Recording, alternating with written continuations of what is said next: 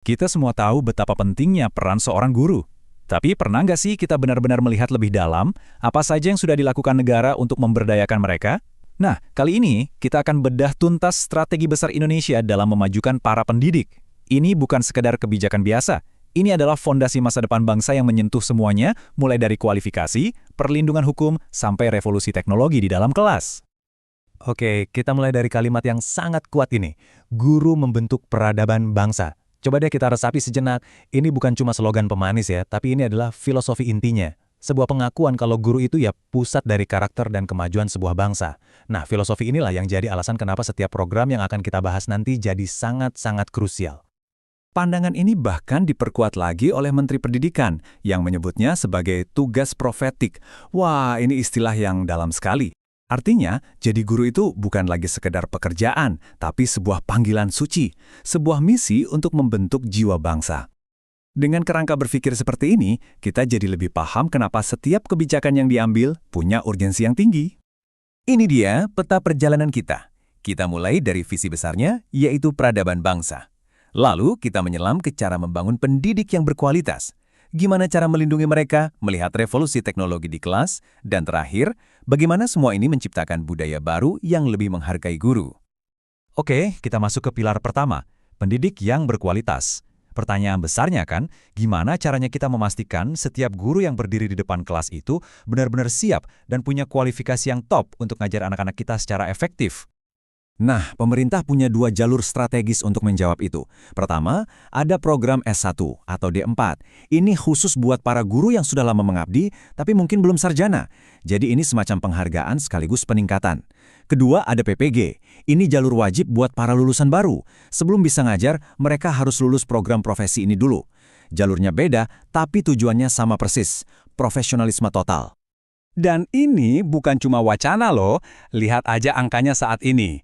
Ada 12.500 guru TK dan SD yang sedang mengikuti program kualifikasi ini.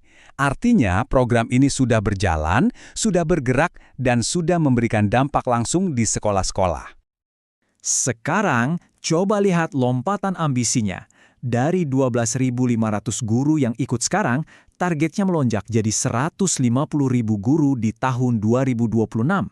Ini bukan sekedar kenaikan biasa, ini eskalasi besar-besaran yang menunjukkan keseriusan untuk menuntaskan masalah kualifikasi guru sampai ke akarnya.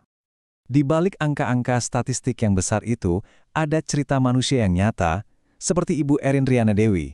Bayangkan, menanti 10 tahun untuk bisa kuliah lagi. Kutipan ini benar-benar menunjukkan gimana kebijakan di tingkat pusat bisa mengubah hidup dan mewujudkan mimpi seorang guru di Bogor. Inilah dampak personal yang sesungguhnya. Oke, kualifikasi sudah, tapi ada isu krusial lainnya, perlindungan. Siapa sangka, jadi guru itu ternyata punya banyak risiko. Mereka bisa menghadapi ancaman serius waktu menjalankan tugas, dan disinilah negara harus hadir untuk melindungi mereka. Risikonya ini nyata banget dan bisa bikin guru manapun jadi gentar. Bayangin, niatnya mendisiplinkan siswa, malah terancam dipidanakan. Atau risiko dipecat secara sepihak. Belum lagi risiko keselamatan fisik buat yang mengajar di daerah rawan bencana atau konflik. Karya inovatif mereka pun bisa dicuri. Ini realita yang mereka hadapi sehari-hari. Untungnya, perlindungan guru ini bukan kebijakan yang dadakan. Kalau kita lihat jejaknya, fondasi hukumnya itu sudah dibangun dan terus diperkuat selama hampir 2 dekade loh, mulai dari tahun 2005 sampai sekarang. Ini menunjukkan komitmen jangka panjang yang terus berevolusi. Dan strateginya ini cerdas banget. Jadi pemerintah nggak cuma nunggu ada masalah, baru bertindak. Ada 2 lapis pendekatan.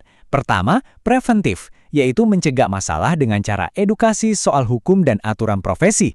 Kedua, antisipatif. Kalaupun masalah tetap muncul, udah siap tuh mekanisme mediasi dan bantuan hukumnya. Jadi proaktif, bukan cuma reaktif. Nah, dari urusan guru, sekarang kita geser dan intip langsung ke dalam ruang kelasnya.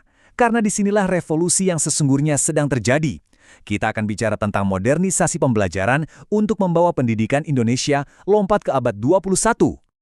Jadi, apa sih papan interaktif digital atau PID ini? Gampangnya gini, bayangkan papan tulis, komputer sama Smart TV digabung jadi satu alat super canggih. Ini bukan lagi cuma buat nonton video, tapi sebuah kanvas digital di mana guru dan siswa bisa nulis, gambar, dan berkolaborasi secara langsung. Keren kan? Ini dia senjata utama transformasi digital di sekolah. Skala penyebarannya juga masif. Sudah lebih dari 64.000 unit yang terpasang di sekolah-sekolah di seluruh Indonesia. Dan ini nggak cuma di kota besar, tapi sampai ke daerah-daerah terpencil. Ini bukti nyata kalau revolusi digital ini dirancang untuk menjangkau semua siswa tanpa terkecuali. Terus pakainya ribet nggak?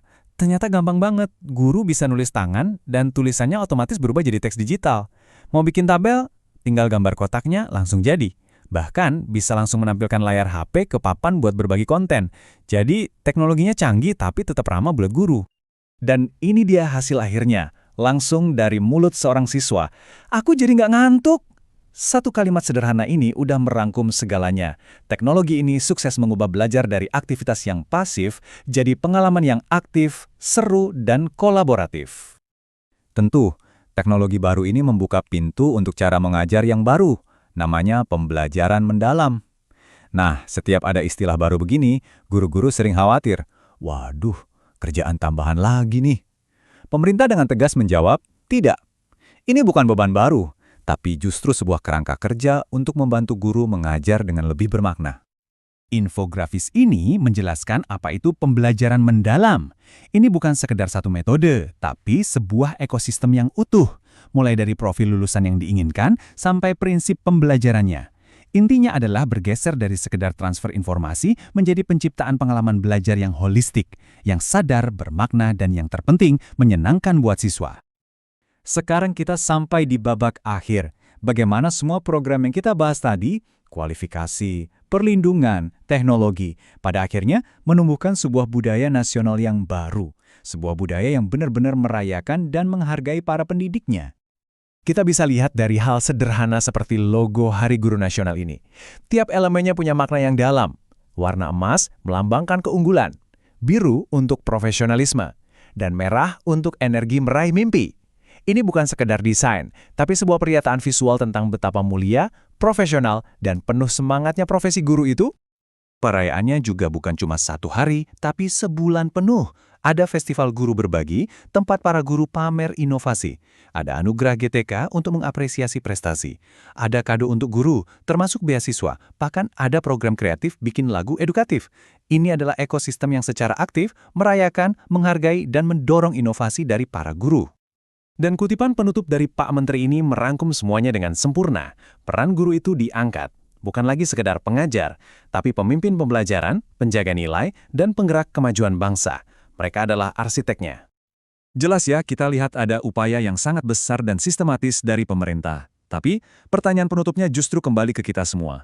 Jika guru sedang sibuk membentuk masa depan Indonesia, lalu bagaimana kita semua sebagai masyarakat bisa ikut membantu membentuk masa depan mereka? Ini pertanyaan penting untuk kita renungkan bersama.